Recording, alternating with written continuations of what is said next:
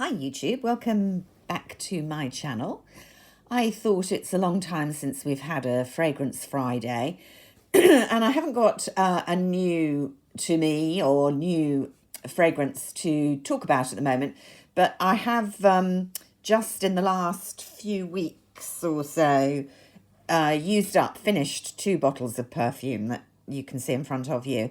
And I thought rather than just slinging them in the empties, I would kind of finish up with my thoughts about these 2 fragrances. They're not particularly in the news or new for sure.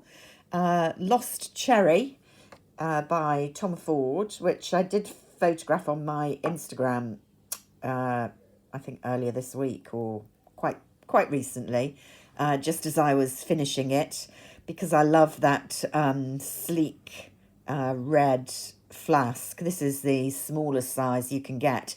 And I really appreciate these sizes because whilst they're still jolly pricey, it's really a glorified sample, because although the flask looks quite nice, you can see it's, a fairly small bottle inside.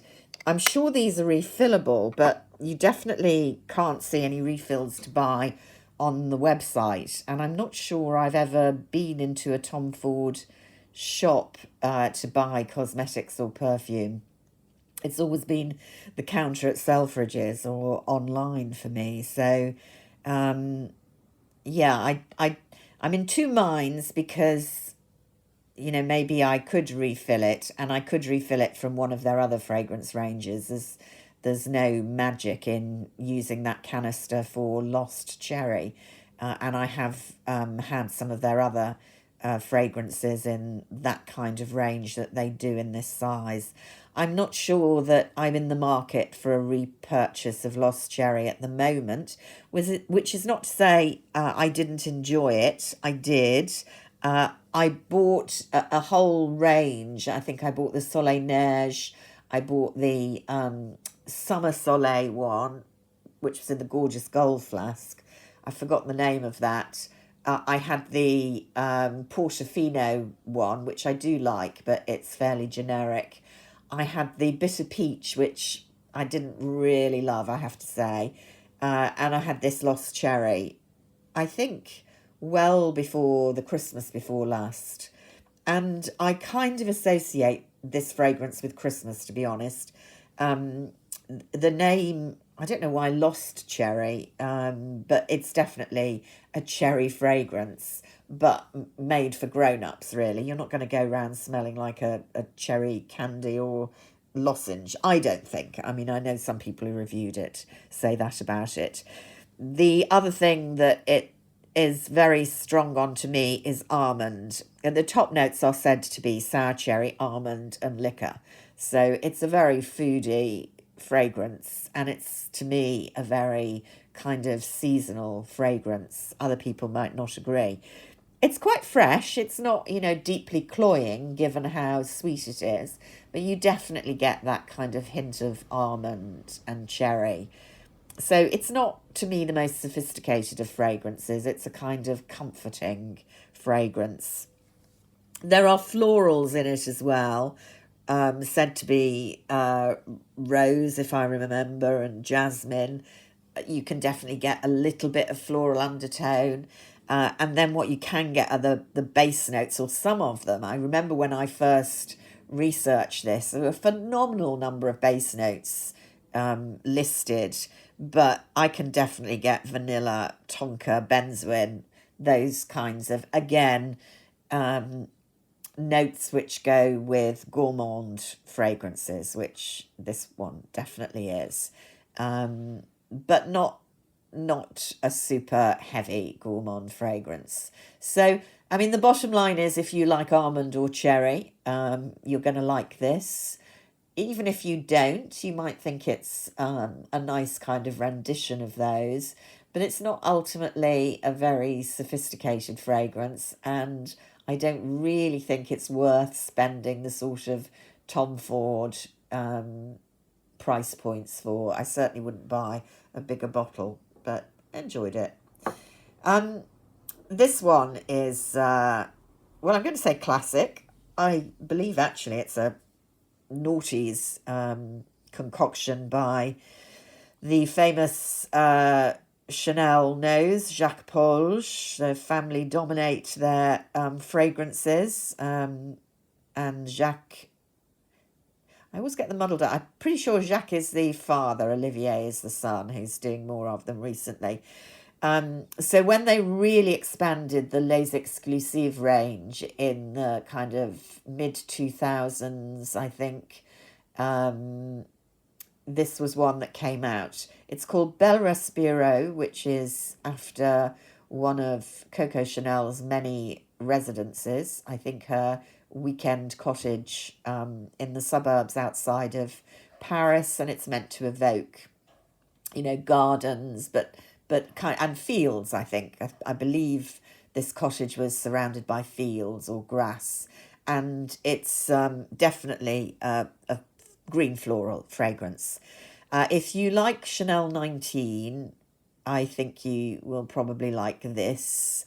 I much prefer it to Chanel 19, but I think there's, very clear similarity. As you can tell, it's the same house. And also, it's a long time since I've smelt it, but Chanel had the range Cristal, and that was a kind of younger version of 19, I always thought. And again, you get touches of that in this. Why I prefer it is it's less sharp than 19 and Cristal. Certainly 19. I do like 19, but it's a very grassy, green, sharp fragrance, and it's a bit too acidic for me to wear. I would also say a very good friend of mine, that's kind of her signature fragrance, and that always kind of puts the kibosh on me wearing it as well. If somebody literally wears that perfume all the time, this is you can smell the floral notes in this as well as the green, particularly as it dries down, and I rather like that. It makes it much sweeter, and it lasts quite well. It's a lovely, very obviously spring summer fragrance. I actually enjoyed finishing it off in cold, gloomy weather because it gives you that kind of lift of spring to come, really. And it's such a clean, fresh fragrance that it's perfectly appropriate for office and so on and so forth. So I'm not going to repurchase immediately. These are fiendishly expensive, and I want to kind of use up a lot of what I've got. It's not up there as my all-time most favourite, even of the Les Exclusives. I prefer 1932 and probably Beige as well. They're different, but I like both of them. But I definitely would consider getting this again. It's a beautiful fragrance, and if you like florals, if you like